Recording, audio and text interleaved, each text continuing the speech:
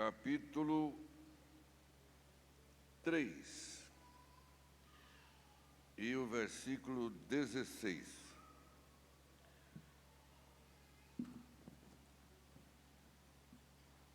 Já foi lido aqui hoje João 3, sobre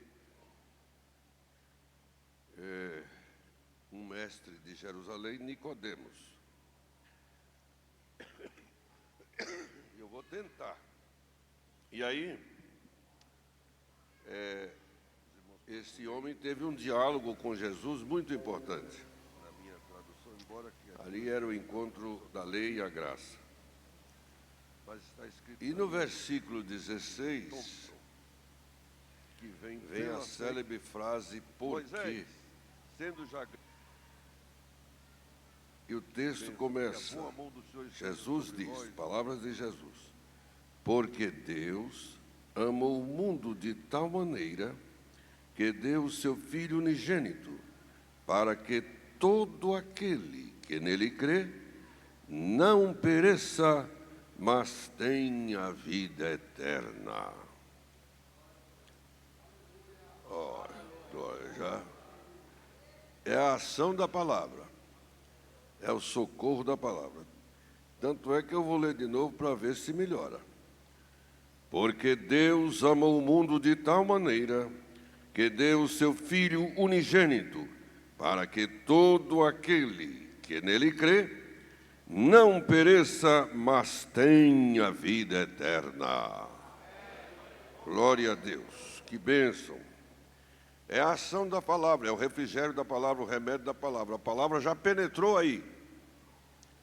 Veja bem, Deus, através dessa inutilidade aqui, através dessa voz, pronunciou a palavra e ela entrou aí no seu corpo. Aí no seu corpo e no meu corpo tem um lugar que ninguém sabe onde é, mas de um lado está o espírito e do outro está a alma. Sim ou não? E a palavra, ela vai bem no meio, bem na fronteira. E quando o texto diz que ela penetra, significa que ela não pede licença, ela penetra.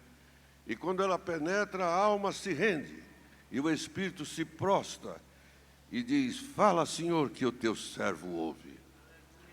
Porque é a palavra que penetra. E o texto diz que quando ela faz isso, lá em Hebreus, ela vai produzir alguns resultados. O primeiro, ela vai separar juntas e medula. Não me pergunte como é isso. O segundo, vai discernir os pensamentos. Quem é que consegue descobrir o que você está pensando? Ninguém, mas a palavra sabe. Vai discernir, revelar os pensamentos. E as intenções do coração, que é a terceira ação quando a palavra entra em você e em mim. É o que está acontecendo com você aí agora. A palavra está aí discernindo, separando as intenções e os pensamentos do seu coração. Tanto é que eu vou ler de novo. Só que agora Deus quer usar a voz mais linda do mundo, que não é a minha, é a sua voz. Eu não preciso aumentar muito o volume, porque o sonoplasta ali é bom, ele está controlando a coisa. Muito obrigado. Mas você aumente o volume e solte esse vaticínio bem perto do ouvido, que é o seu ouvido, que está aí mais perto da sua boca. Vamos lá. 1, 2, 3. Porque Deus amou o mundo de tal maneira que deu o seu Filho unigênito, para que todo aquele que nele crê não pereça, mas tenha vida eterna. Aleluia. Seja possuidor de uma dádiva que Deus já preparou para todos nós aqui hoje. Veja bem,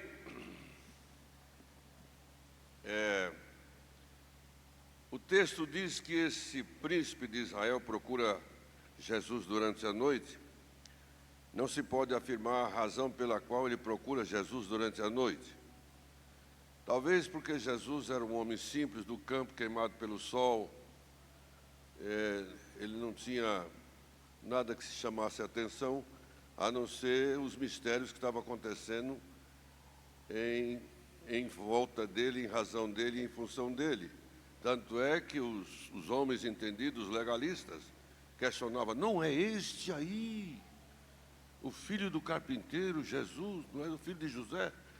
Então, estava todo mundo de boca aberta. Por que é que estava acontecendo aquilo? E talvez seja por isso que Nicodemos tenha procurado Jesus à noite, num príncipe, né, atrás de um carpinteiro.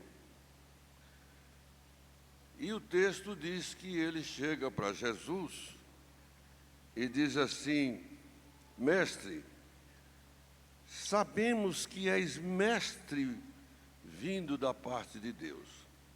E aí ele explica: porque ninguém pode fazer esses sinais que tu fazes se Deus não for com ele. Ora, o que é que Nicodemos queria dizer? Nicodemos queria dizer o seguinte: olha, nós não aceitamos o Senhor como Messias, porque o Senhor não tem o biotipo do Messias que nós esperamos. Israel estava esperando um Messias libertador, que pudesse tirar Israel do jugo do Império Romano. E Jesus vem ensinando a você virar outra face. Se alguém é obrigado a andar 1 milha, você tem que andar 2 com ele. Exatamente ao contrário daquilo que Israel imaginava para o seu Messias. Mas Nicodemos então falou assim: olha, nós não podemos, não é, aceitar que o Senhor seja o Cristo, o Messias, o enviado de Israel. Não. Mas uma coisa nós chegamos à conclusão. Qual é, Nicodemos? É que os sinais miraculosos que tu fazes, ninguém pode fazer se Deus não for com ele.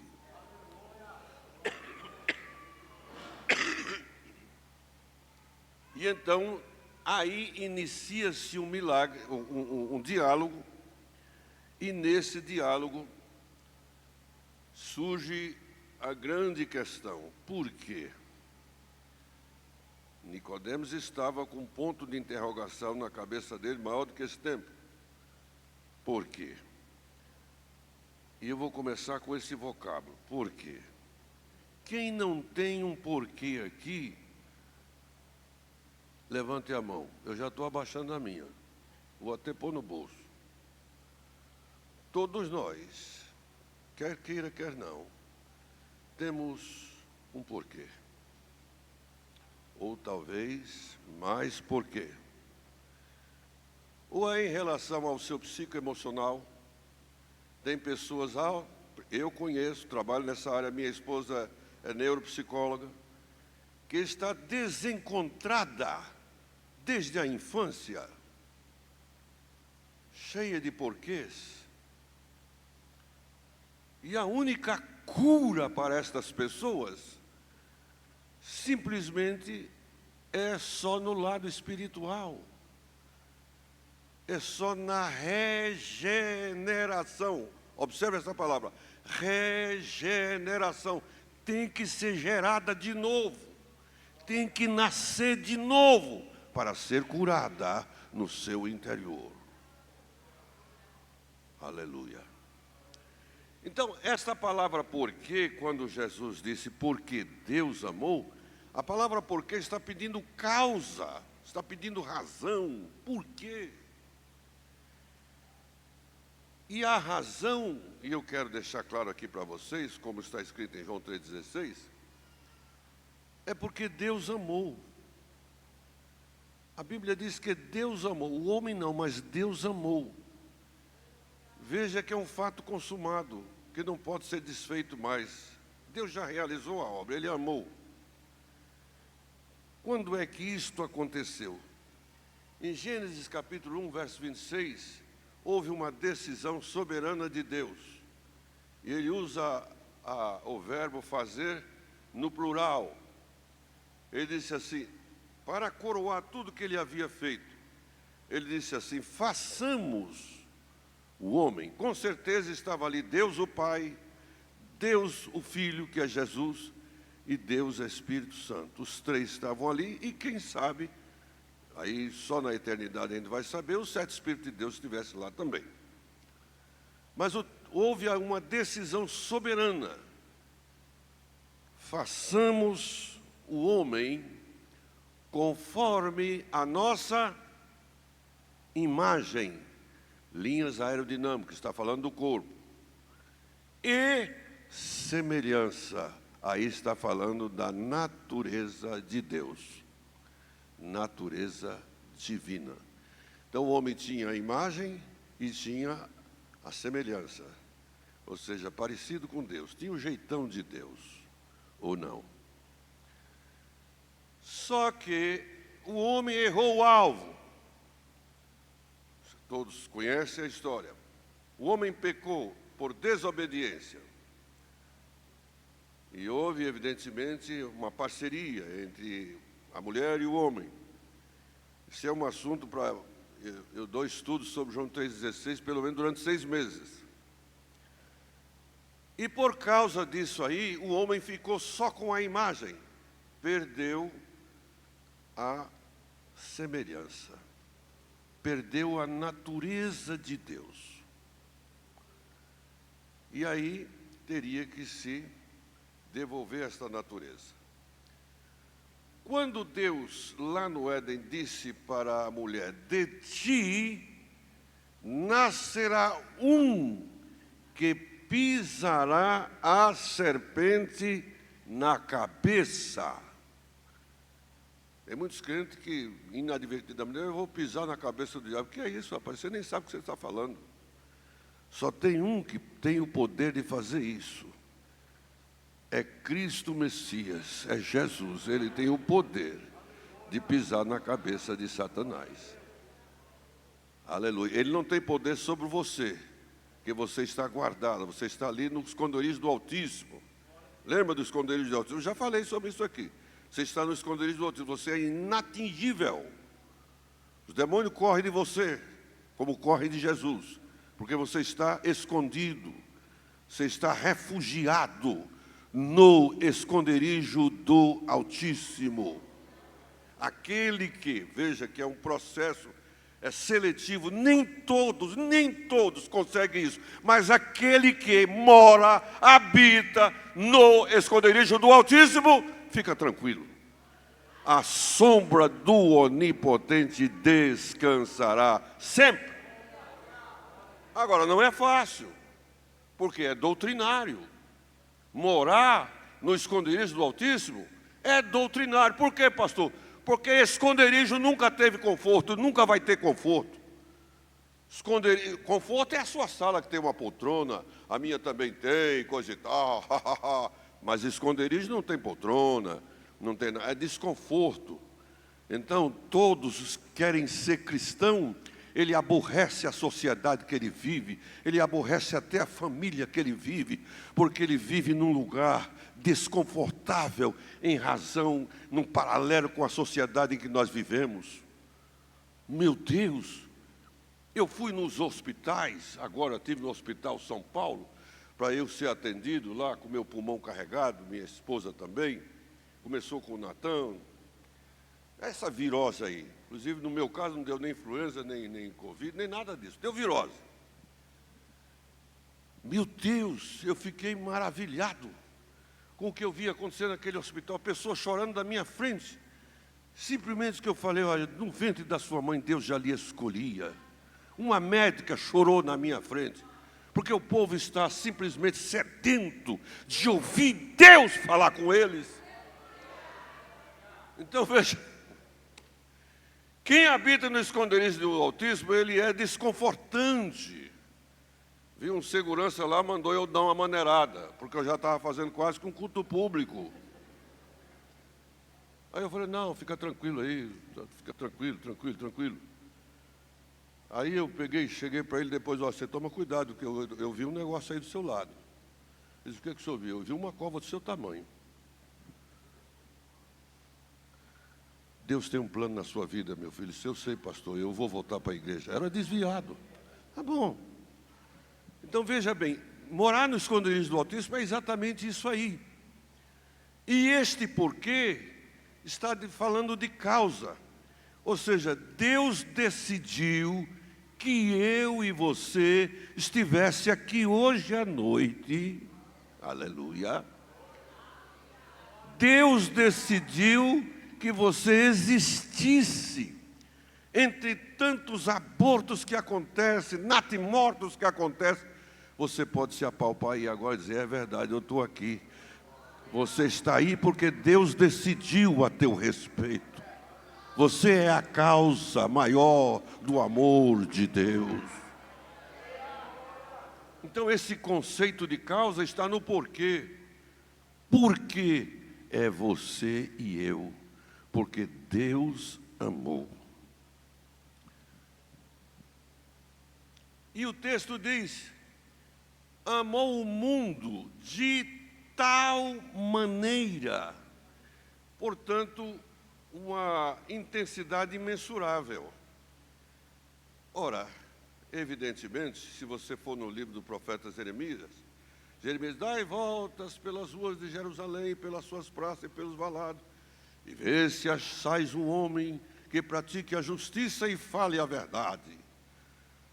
A indagação de Jeremias ficou no eco, no século, até que há 2000 anos atrás, o governador Pôncio Pilatos pega um homem com a coroa de espinhos sangrando e leva ele para a multidão, todo desfigurado, cumprindo-se a profecia de Isaías.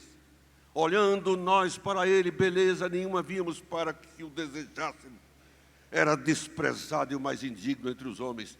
E agora o governador apresenta aquele homem e responde à indagação de Jeremias e diz assim: eis aqui o homem.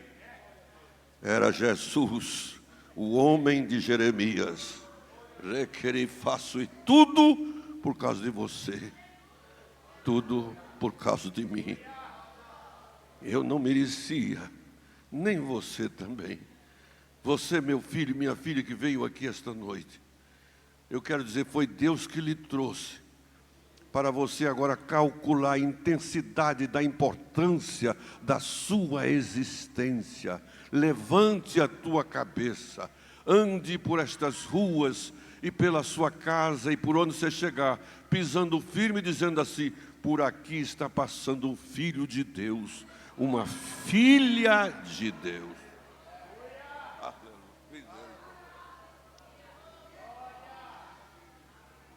Quando você entra nesse diapasão espiritual, você não vê a hora de ir embora.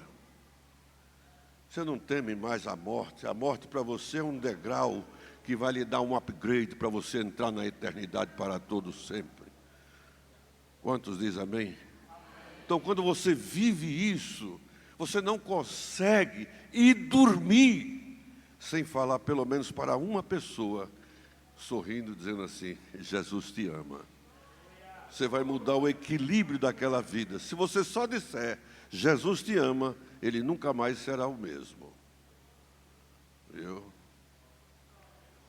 Então, ali estava um homem conhecedor da palavra de Deus, mas estava de boca aberta.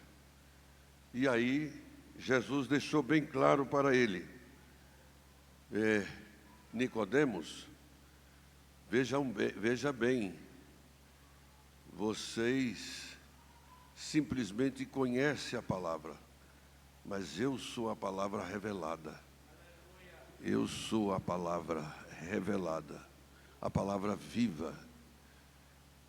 Aquilo que Jesus se identificou para aquela mulher samaritana. Eu sou, que ela diz: nós estamos aqui tentando, esperando também, aguardando o Messias.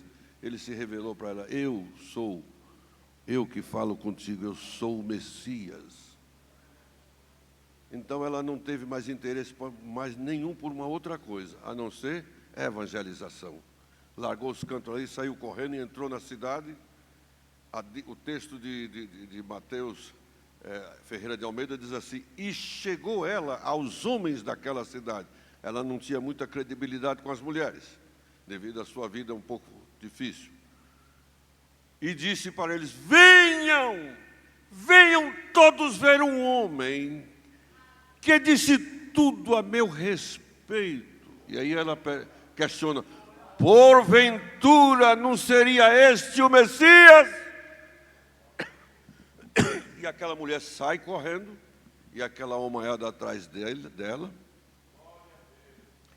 E o povo talvez perguntando: o que ela aprontou agora? O que ela aprontou é a primeira missionária do Novo Testamento. E levou um monte de homens aos pés de Jesus. E Jesus começou a pregar. Aí a pouco os discípulos trouxeram comida. Aí Jesus disse, não, eu já comi. Aí, quem é que trouxe comida para ele? Quem foi esse esperto? Jesus disse, não é o que vocês estão pensando. A minha comida é aquilo que eu estou fazendo aqui agora. É pregar o reino de Deus. Aqueles homens se converteram a Cristo. Se converteram ali. E quando Jesus fez menção de ir embora, disse, o Senhor não pode ir embora. Esta mulher nos trouxe até aqui, e agora nós temos e vemos e sabemos que verdadeiramente Tu és o Messias, o Cristo Salvador. Mas e a cidade? E o texto diz que Jesus alterou a agenda dele e ficou mais 2 dias naquela região, que os discípulos queriam mandar fogo para destruir todos eles. Então, eu louvo a Deus que João 3,16 é o âmago da Bíblia. Toda a Bíblia está em João 3,16. E João 3,16 está em toda a Bíblia. Porque Deus amou o mundo de uma maneira imensurável, de tal maneira que deu. Aí eu chamo de o maior ato, a maior ação, deu o seu Filho unigênito para que todo aquele que nele crê não pereça, mas tenha a vida eterna. Agora, observe bem, a intensidade do amor por você e do carinho que Deus tem com cada um de vocês, com cada um de nós. Deus fez tudo pela sua palavra, haja e ouve. Vai lá em Gênesis, vocês vão ver, haja, ouve. Mas quando se tratou de você e de mim, foi diferente. O texto diz que Ele usou as mãos. Sim, senhor. O texto diz, está escrito assim, versículo 7 de Gênesis, capítulo 2, verso 7. E formou o Senhor Deus o homem do pó. A palavra formou está pedindo forma. A palavra formou, etimologicamente, é derivada de forma. Então, Deus tem uma forma para cada um de nós. Sim ou não? Com certeza. Quando você olhar no espelho, goste de você. Goste de você, porque essa forminha aí do seu rosto, foi Deus que fez, preparou tudo direitinho. É claro que você tem um pouquinho da biologia do seu pai, DNA da sua mãe, tudo isso, está tudo claro, está tudo perfeitamente. Mas você, o homem interior que está dentro de você, e o homem interior tanto está na mulher como está no homem, que é o espírito, aí você pode ter certeza que é só Deus que te fez desse jeito. Aleluia. Deus te fez desse jeito. E Ele te ama muito, Ele cuida de você, porque Ele trata das suas peculiaridades e particularidades, que só Ele sabe. Tem segredo que você só conversa com Ele. E o texto diz, e formou o Senhor Deus o homem do pó da terra, e assoprou nas suas narinas o fôlego de vida. Então, depois que você estava pronto, Deus simplesmente foi lá e fez isso, assoprou, e você saiu das entranhas de Deus e entrou no corpo. Ora, o que eu quero dizer com isso? Quando Deus fez esse movimento de assoprar, que é o movimento de dentro para fora, não saiu o gás carbono, porque quando nós inspiramos oxigênio, e quando expiramos, soltamos o gás carbono. Nada disso aconteceu. O texto diz que saiu o quê? Fôlego de vida. Então, veja bem, seguindo esse raciocínio, um dia a sua mãe se engravidou. Um gameta masculino e um gameta feminino se encontraram lá no ventre da sua mãe e formaram uma bolinha de sangue. A Bíblia não diz exatamente quando é, mas dá uma pequena ideia de quando isso aconteceu. Sim, senhor. Deus foi lá naquela bolinha de sangue e assoprou você lá, e você entrou lá. E ficou durante 9 meses, tem alguns mais apressados que 7 meses, mas o normal é 9 meses. até que você chegou aqui. A Bíblia diz que quando Maria, que já estava grávida, foi visitar sua prima Isabel nas montanhas, que também estava grávida,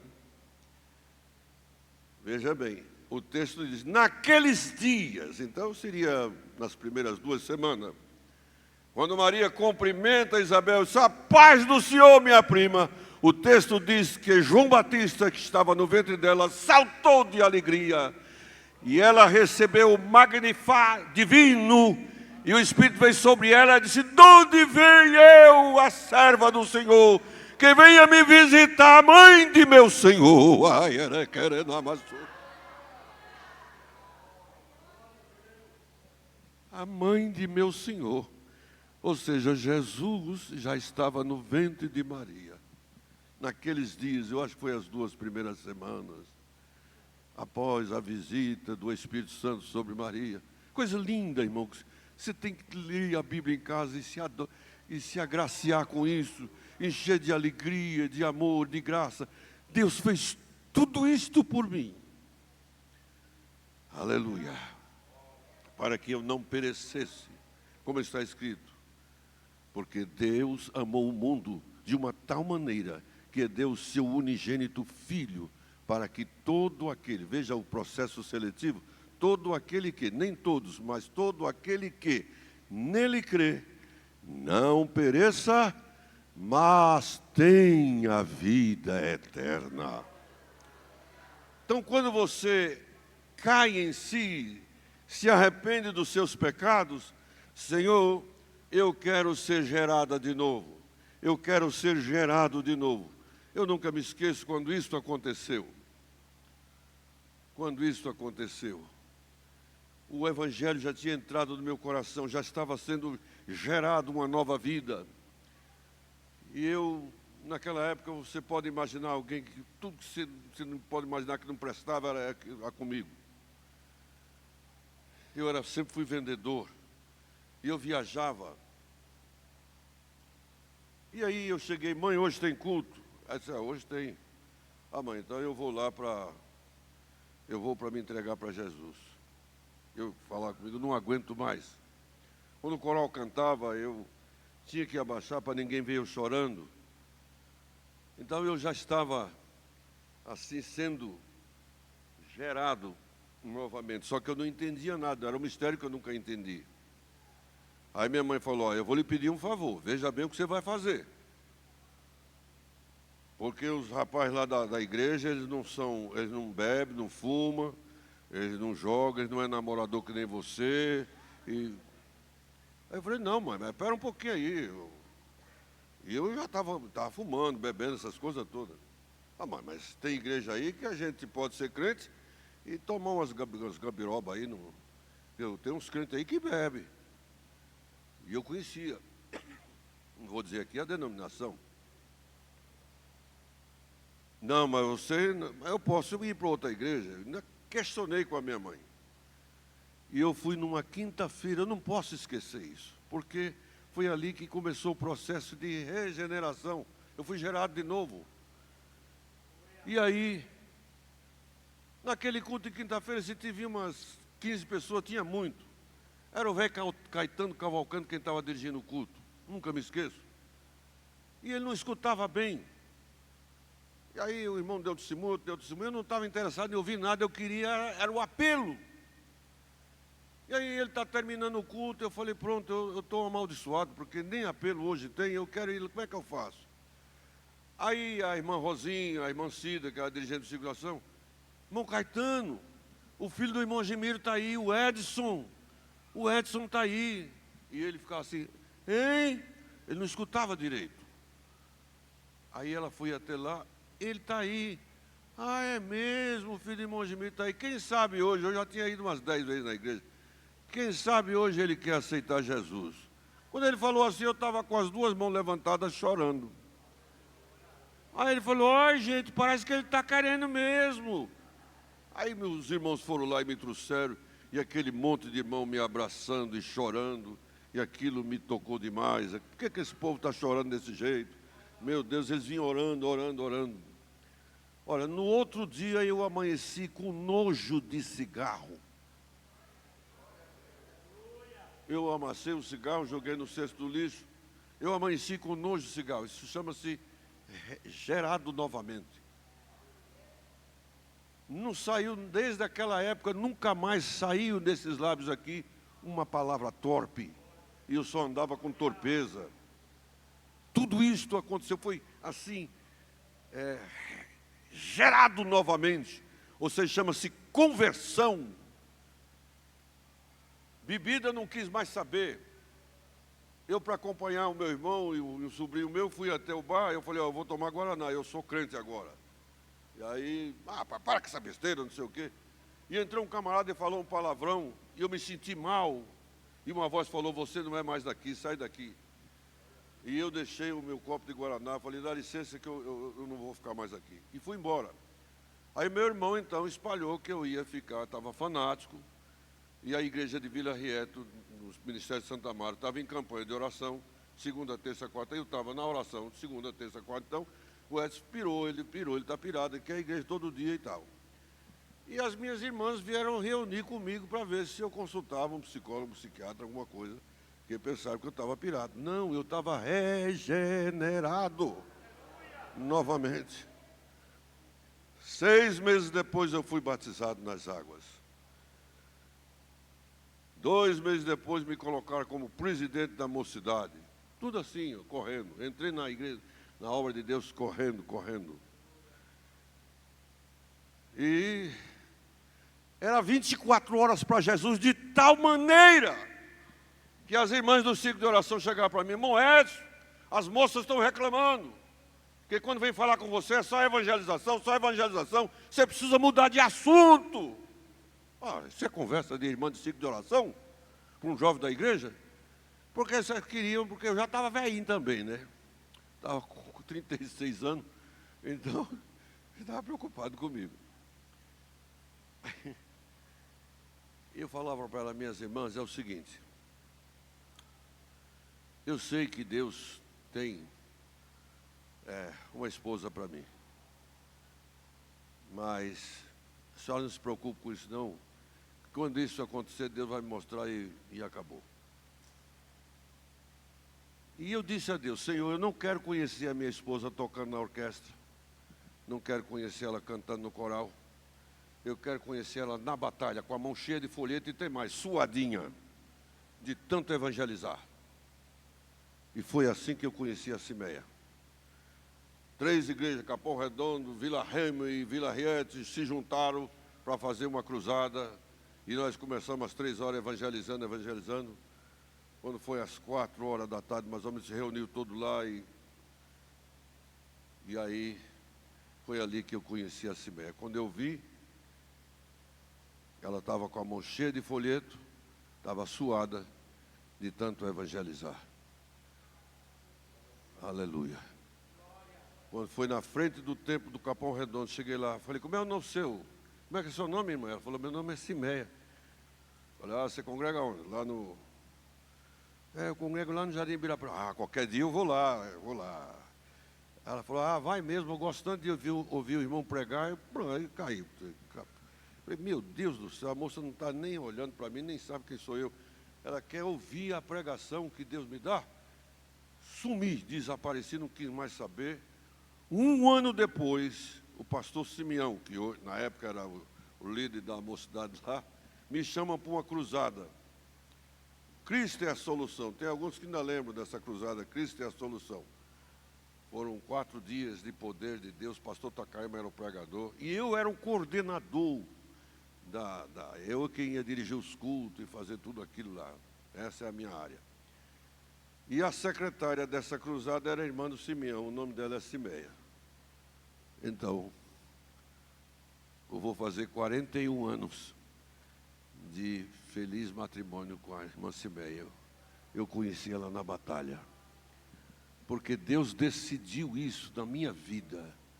Decidiu isso a meu respeito e a seu respeito. Então, meu filho, eu sempre digo sem medo de errar, com toda a propriedade que Deus me dá. O que é seu está nas mãos de Deus. E Deus não dá para ninguém o que é seu. Virá no tempo de Deus e nunca no seu tempo. Se Deus mandar o que você pede, o que você espera, o que você quer, no seu tempo não vai dar certo. Mas no tempo de Deus dá certo, porque Ele lhe dá experiência para ser abençoado por Ele. Ele está olhando para você e dizendo assim: meu filho, minha filha, eu vou te abençoar. Só que você precisa de experiência para receber a bênção que eu tenho preparado para você. Então, tão somente permaneça firme e fiel, que eu estou trabalhando na sua vida, no seu caminho. Aleluia. Minha filha, meu filho, pense nisso. À medida que o tempo passa, você vai melhorando. Hoje eu estou melhor do que ontem, e amanhã com certeza estarei melhor do que agora, melhor do que hoje, porque é um processo. Está escrito: aquele que começou a boa obra, a aperfeiçoará até o dia de Jesus Cristo. Eu e você, todos nós, estamos num processo de aperfeiçoamento e santificação para todos os dias da nossa vida. Sempre, por isso, quando você dobrar o joelho, lembre-se de quem você é. Senhor, eu sou um miserável pecador, que o Senhor teve misericórdia de mim e me redimiu. Mas eu te peço, perdoa os pecados que eu tenho feito por pensamento, porque a gente pega muito por pensamento, somente quando alguém faz um negócio ruim para a gente assim. Quantas vezes eu não dobro o joelho: Senhor, tu sabe que esse camarada aí merecia mesmo, era uma pisa, meu Deus. Mas por causa do teu nome, eu estou aguentando tudo. Jesus, me dá graça, me dá graça, me dá graça. Até que Deus vai te dando graça e vai tirando todo aquele amargor, vai tirando toda aquela angústia. E aí daí a pouco você está chorando e perdoando o infeliz. Não é? Mas é assim que tem que ser, uai. É certo ou não? E aí, veja bem, aí você tem que ser, para desafiar o inferno mesmo, descubra quando é o aniversário dessa pessoa que lhe fez tanto chorar.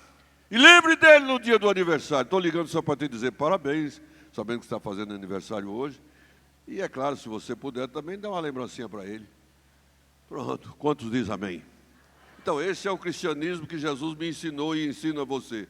É difícil, mas ele deixou claro: aquele que quiser, nem todos, mas aquele que quiser seguir após mim, negue-se a si mesmo.